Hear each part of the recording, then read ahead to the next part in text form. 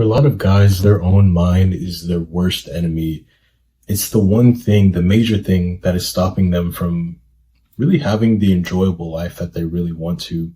Your mindset is definitely one of the most fundamental things to get down and get right because it determines pretty much everything in your life. It determines the way that you see the world. It determines your beliefs. It determines what you'll even consider, the options that you'll even be able to perceive. Like there's a lot of scientific studies out there where it's like, if you believe something or if you expect something to happen, you're not going to see a certain options. Like it's crazy how interesting the mind works and like how it will literally delete information just based on what it expects to see, just based on what its beliefs are.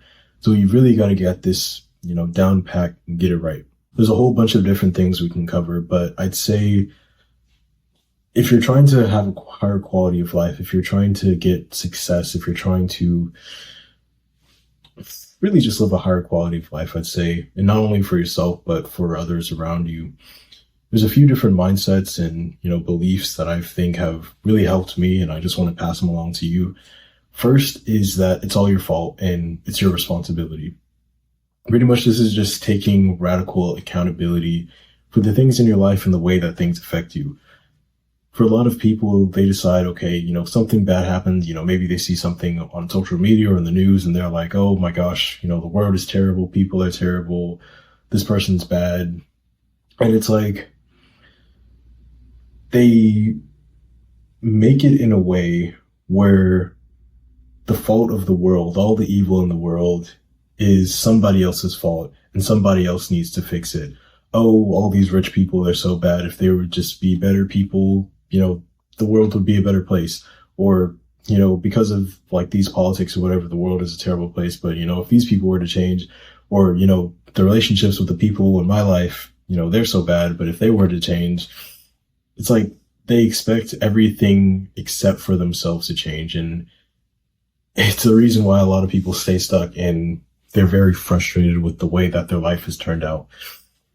What's helped me, I'd say, probably the most is just taking radical responsibility for the way that things affect me, the way that I perceive things and whatever. Like if something bad happens to me, instead of thinking, oh, the world is unfair, because this is what I used to do, like especially when it came to, dating and, the options that girls might have gone for, like they go for the guys who, I don't know, just like weren't like me essentially, because I was like a really skinny kid, really nervous, didn't have a lot of confidence, but the girls would go for like the more muscular guys who were more popular, guys who were like kind of bad boys, assholes, whatever.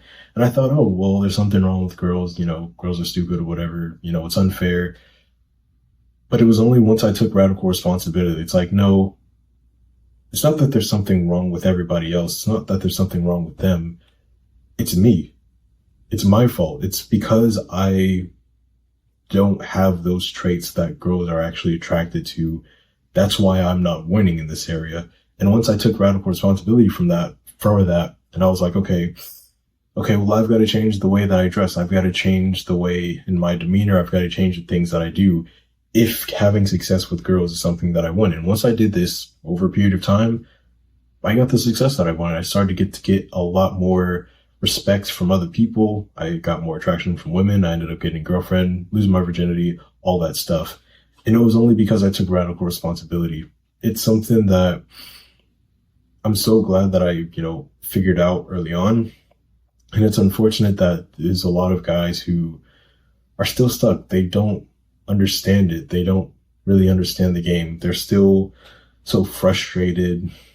And, you'll see these people, especially on the internet, where they're just so frustrated with the world and how everybody else is, but they're not willing to, put a mirror up and, look at who they are and entertain the idea that, hey, maybe it's not the world's fault. Maybe it has something to do with me. Maybe it's something that I'm not seeing. Maybe it's some of my beliefs. Doesn't mean that you have to completely change yourself to, please the world. It's just taking radical responsibility and pretty much assuming that everything that affects you and, whatever, it's your fault and it's your responsibility to fix it. The next belief or mindset that I would instill in myself if I could a lot earlier It's that you need to focus on your realm of control. It kind of goes back into the thing with, what's your fault and it's your responsibility. There's some things that you genuinely cannot control. Like you cannot control the specific actions that other people will take. You cannot control, what your boss may want from you. You can't control what the marketplace wants. You can't control your relatives, your friends. You can't control a lot of these, things. You may be able to influence them in, your small and certain way, but you can't control other people. You can't control the way that the world works. And that's okay.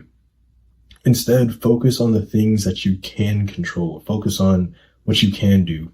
Like, if it's, the way that you look in, say your genetics, and, there's all these guys who are like, oh, if you don't have peak genetics or whatever, and you don't like have, the perfect height or, a whole bunch of money, if you're not like born with a whole bunch of money, you can't have success with, girls, or you won't get respect, or just all of these things. And it's like, yes, having those things may give you an advantage, but by focusing on that, it's not really going to do you much good. Instead, focus on what can you do. Okay, I don't have the best genetics in the world, but you know what I can do? I can go work out. I can go do some push-ups at home.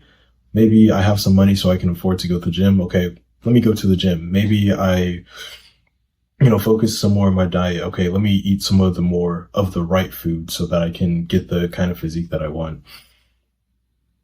And not worry about the fact that, I may not be able to change my height, or I may not be this race. I may not have been born with all of these different advantages, because it's kind of insane to over focus on the things that you can't control, because one, that just gives you a whole bunch of anxiety and makes you feel like powerless in the world.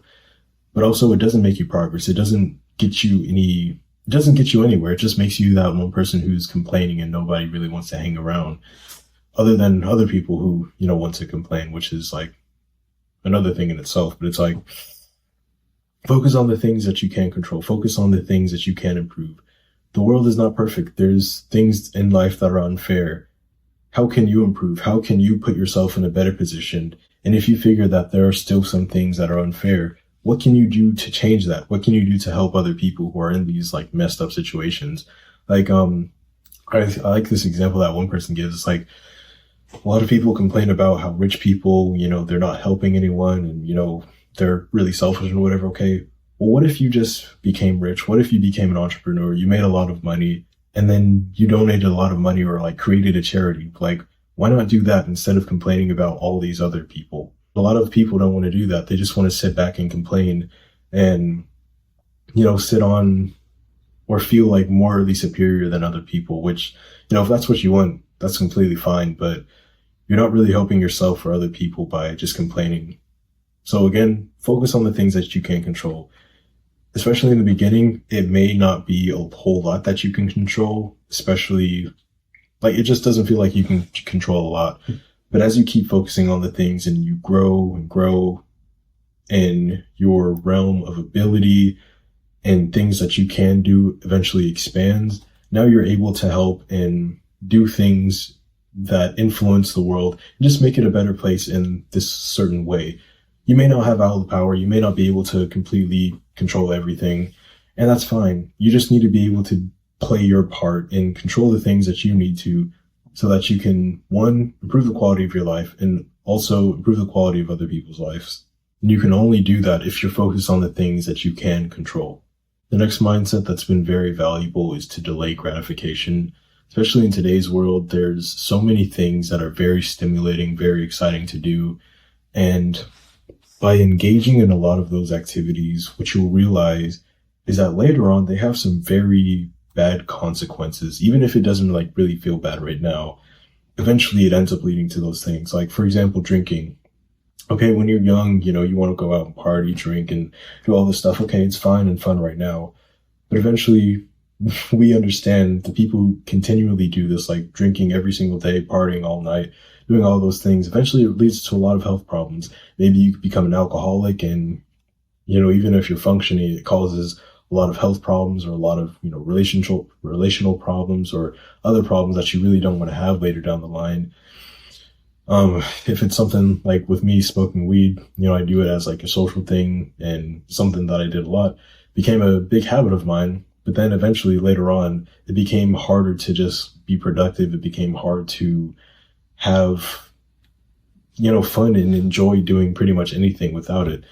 Playing video games a lot, it didn't seem like a big problem at the beginning, but eventually I realized that it was taking a lot of my motivation to go out and do things that would level me up in the real world because, why do things that are really hard and frustrating in the real world when I can, do it in the video game? Basically, you're going to have to learn to delay gratification, pretty much doing the thing that you don't want to do that sucks right now, that feels like, grinding your teeth against a chalkboard, doing those things for a long amount of time, because eventually, in the long term, you're going to get rewarded for it and you're going to be in a way better position. And kind of thinking of it like in the tale of the tortoise and the hare. It's a very slow game. It's a very long-term thing. But if you're able to think in the long term, it's going to serve you so much. Like something like eating healthy foods, whole foods and all of this, processed junk food that we have in the modern day. If you compare two people, one person's eating a whole bunch of junk food and snacks whenever they want to, the other person's eating a lot of healthy food. You may not see a huge difference between those people right now, but 10, 20 years down the line, you're going to see that difference in, their levels of energy and vitality. It may not seem that important because, that's something that I'm going to have to deal with, when I'm older and whatever. Like, time is going to pass. You may die by that point, but assuming that you're going to be alive, which you probably are, you're going to have to deal with those consequences. And like, you've got to set yourself up now so that later on you can be in a better position. And I think a lot of people misconstrue this and think that, oh, I have to suffer and, not enjoy my life essentially so that later on my life can be okay.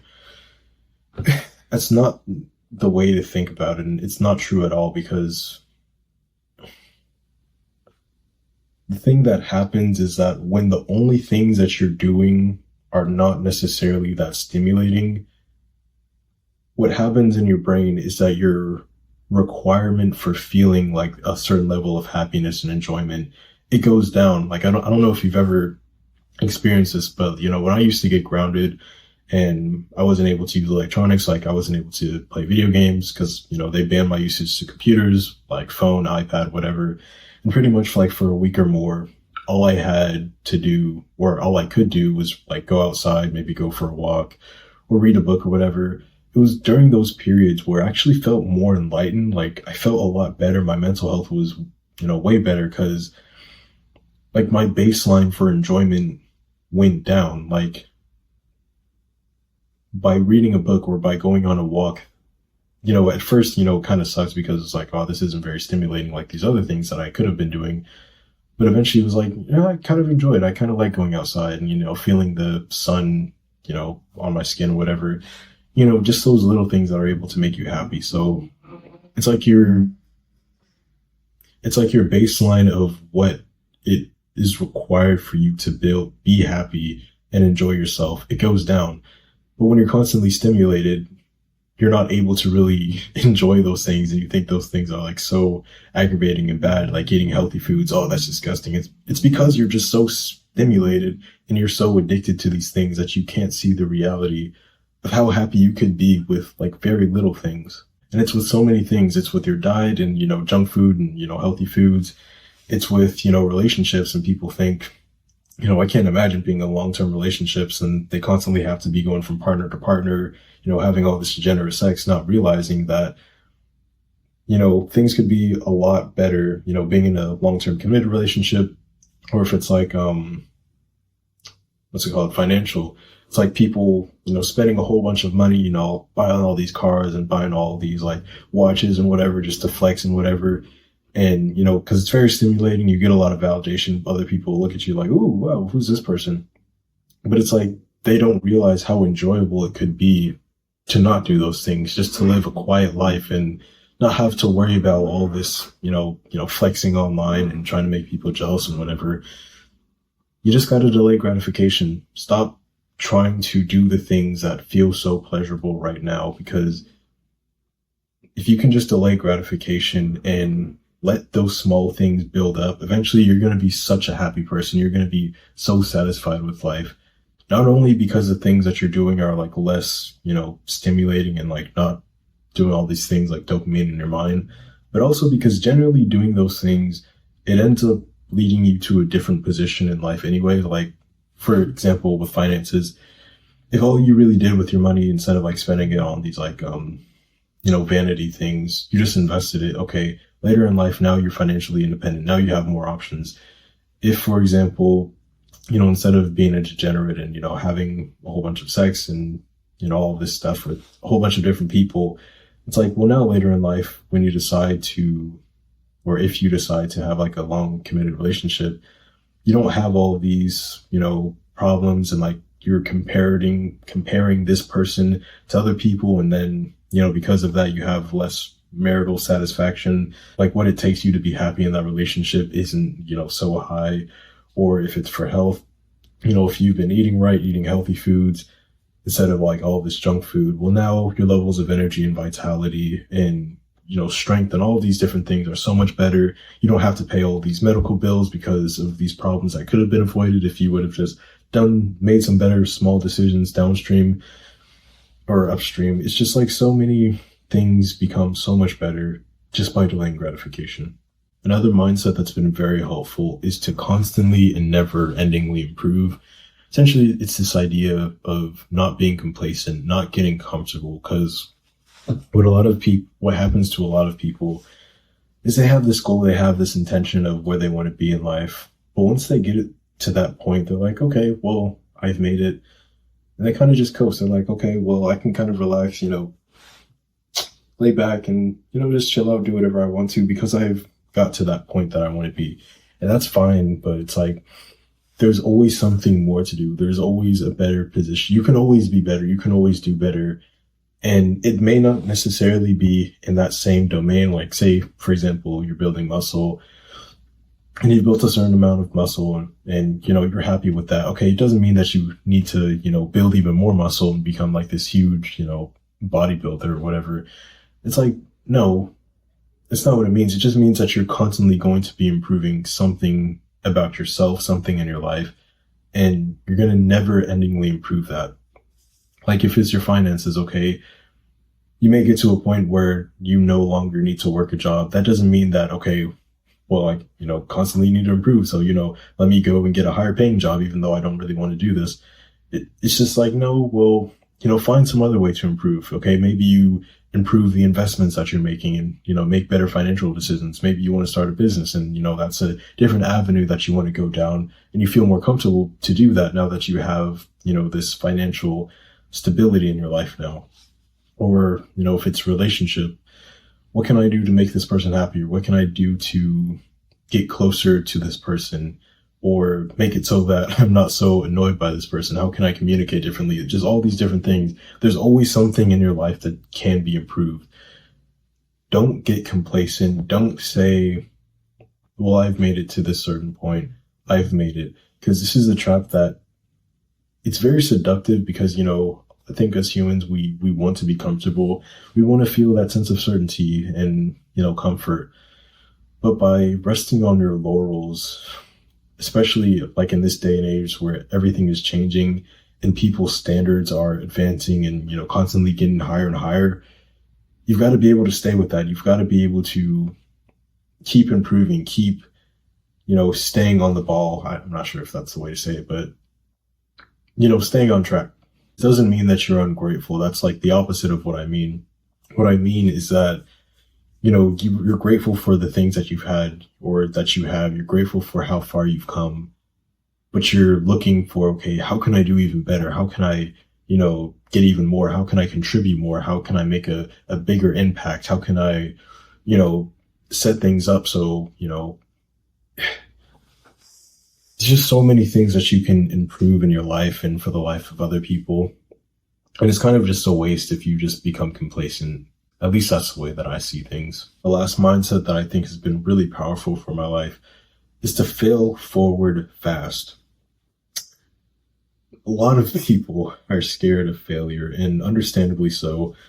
We could blame the school system if we want because, by getting bad grades, you know, maybe your parents yelled at you for getting bad grades, or, people look down on you, your teachers may have treated you differently, or, just for, it's not even that. It's like just so many reasons. People are so afraid of failure. They think that failure is the end of the world. If I fail, that means, something about me. Maybe I'm flawed. Maybe I'm just bad at this and I'll forever be bad at this. It's like, no, failure is just signal. Failure, like if you literally just like think about it, it's just a signal. It's just feedback that's saying, hey, whatever you did, it wasn't correct. That's all it means. And it's such a valuable thing that people underutilize, because if you fail a lot, if you like make a whole bunch of different mistakes, well, now you know what not to do and you have a better chance of knowing what does work. For example, if you fail in business, you have this idea, you try it out, you invest some money into it and it doesn't end up working out. You don't get the, sales or the profit that you wanted. It's like, yeah, you could think to yourself, oh, well, because I failed, that means I can't be an entrepreneur. I'm not a business person. All these things, and you can just give up essentially. Or you could be like, well, yeah, I failed here, but I can do better. Now I know what not to do. Now I know next time if I do, pursue this same business or go into a different business, I shouldn't do this. And maybe there's something that I can tweak. With that feedback, I realize there's something that I can change. Maybe I tweak my offer. Maybe I tweak my messaging. Maybe I, do outreach in a different way. There's so many different things that you can learn from your failures, but people aren't willing to, look at that feedback and change what they're doing. What they see is, okay, I failed. I'm a failure. They think to themselves, and I can't do this. It's like, no, it's just feedback. You've got to listen to that feedback, change what you're doing. And so, if you continue this process, even if you fail 100, 1,000 times, eventually, if you keep changing what you're doing, eventually you're going to come across a thing that is a success, a thing that does work. And the just interesting thing about it is once you know what works, you can keep doing that thing over and over and over again, keep replicating that same thing. And it's like all the failures of the past, it doesn't even matter anymore.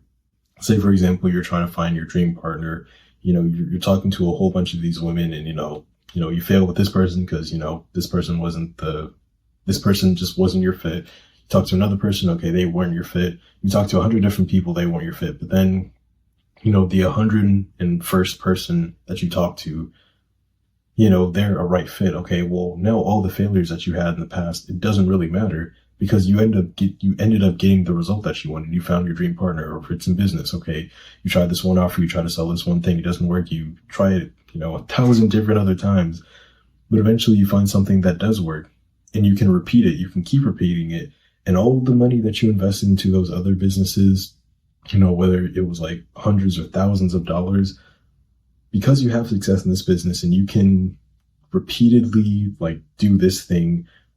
Now all those past failures don't matter because you can keep doing this over and over and be profitable. That's why there's this saying, like, you only have to win once. If it's health related and you've been trying to build more muscle or lose some weight, you may have been following advice from a whole bunch of different people online. This person says to do this, this person says to do this, another person says to do that. You've tried, all these different things, whether it's supplements or, whatever it is. You've tried so many things and you failed so many times. You haven't been making the progress that you want. But eventually you find one thing and it actually works. And wait, I can actually repeat and keep doing this thing over and over and lose the weight and build the muscle that I want. All of those failures in the past, all of those, mistakes that you've made in the past, it doesn't matter anymore because you've gotten to the success. And the thing people need to understand, it really comes down to if you can fail more and learn from your failures faster, the quicker you're going to get to that success. People think that, successful people, they just know it all. They have like this innate ability where everything that they do just works. It's like, no, that's not the case. In fact, people who are the most successful, they're the people who fail the most. Of course, with certain things, you can get better at it. You can fail less by, having that experience, but you're going to have to go through this process where you're failing a lot. It's like a way of entry. You have to go through all of those rejections. You have to go through all of those no's. You have to, get kicked in the teeth a whole bunch of times and experience that failure before you get to the point where, okay, I actually know what I need to do now. I know what to avoid. I know what things work.